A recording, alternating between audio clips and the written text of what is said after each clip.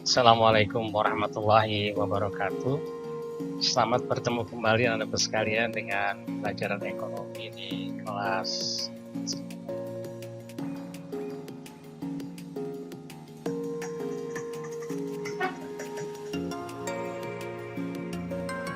Kali ini Bapak akan membahas tentang lembaga jasa keuangan. Adapun tujuan dari pelajarannya, yang pertama menjelaskan otoritas jasa keuangan atau OJK. Dua, menjelaskan lembaga jasa keuangan perbankan. Ketiga, menjelaskan pasar modal.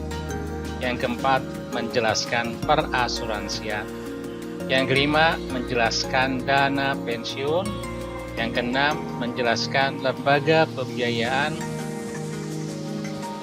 Dan yang berikutnya, menjelaskan pegadaian. Kita bahas satu persatu, kita mulai dari Otoritas Jasa Keuangan atau OJK. OJK adalah lembaga negara yang independen dan bebas dari campur tangan pihak lain, yang mempunyai fungsi, tugas, dan wewenang pengaturan, pengawasan, pemeriksaan, dan penyidikan terhadap keseluruhan kegiatan di sektor jasa keuangan. Otoritas Jasa Keuangan dipimpin oleh Dewan Komisioner yang bersifat kolektif dan kolegial. Otoritas Jasa Keuangan berwenang melakukan tindakan pencegahan kerugian konsumen dan masyarakat yang meliputi hal-hal berikut. 1. Memberikan informasi dan edukasi kepada masyarakat atas karakteristik sektor jasa keuangan, pelayanan, dan produknya. 2. Tindakan lain yang dianggap perlu sesuai dengan ketentuan peraturan perundang-undangan di sektor jasa keuangan. 3. Meminta lembaga jasa keuangan untuk menghentikan kegiatannya apabila kegiatan tersebut berpotensi merugikan masyarakat.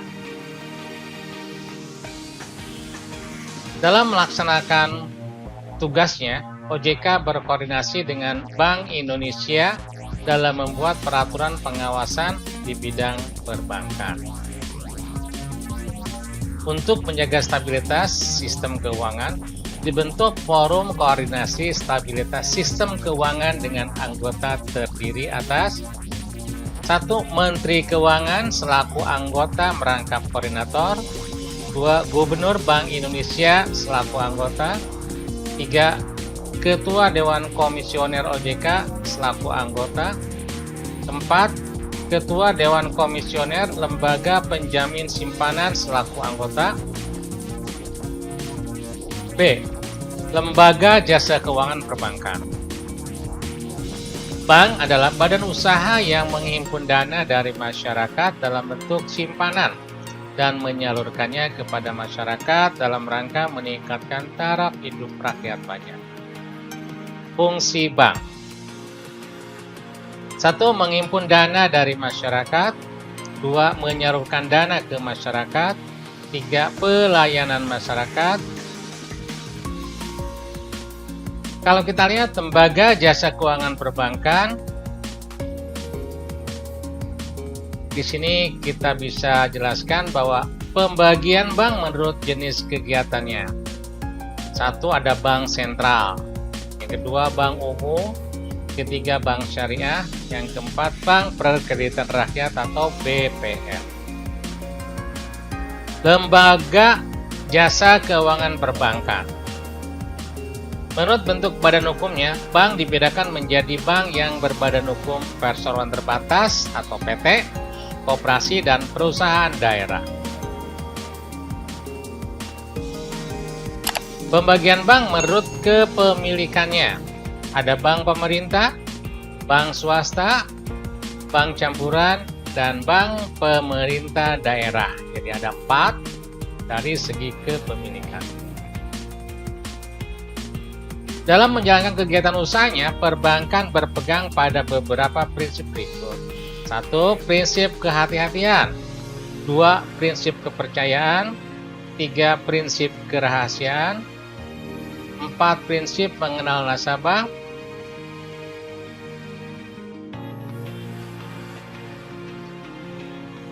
LPS merupakan suatu lembaga independen yang berfungsi menjamin simpanan nasabah penyimpan dan turut aktif dalam memelihara stabilitas sistem perbankan sesuai dengan kewenangannya.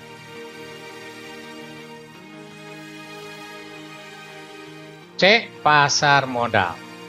Pasar modal adalah pasar tempat pertemuan permintaan dan penawaran dana jangka panjang dalam bentuk penjualan dan pembelian surat-surat berharga. Secara umum, peran pasar modal adalah sebagai berikut. 1. Pasar modal dipandang sebagai indikator perekonomian negara. 2. Pasar modal dipandang sebagai sarana penambah modal bagi badan usaha. 3. Pasar modal dipandang sebagai sarana pemerataan pendapatan. 4. Pasar modal dipandang sebagai sarana peningkatan pendapatan negara.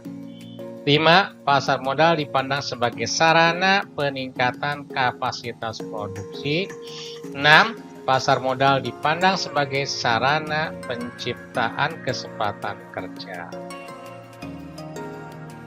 Lembaga pendukung pasar modal di Indonesia yaitu Bapepam, Bursa Efek, Akuntan Publik, Underwriter, Wali Amanat, Notaris, Konsultan Hukum, Lembaga Clearing.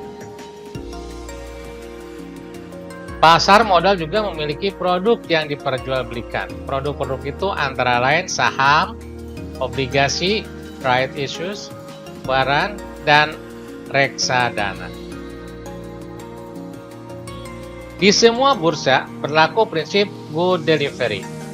Adalah setiap efek yang diperdagangkan adalah efek yang siap untuk diserahkan. D. Perasuransian. Asuransi adalah suatu perjanjian dengan mana seorang penanggung mengikatkan diri kepada seorang tertanggung dengan menerima suatu premi untuk penggantian kepadanya karena suatu kerusakan atau kehilangan. Keuntungan yang diharapkan yang mungkin akan dideritanya karena suatu peristiwa yang tidak tertentu. Fungsi asuransi terdiri dari fungsi utama dan fungsi sekunder. Peran asuransi: 1. Memberikan keamanan. 2. Menghasilkan sumber dana. 3. Mendorong pertumbuhan ekonomi.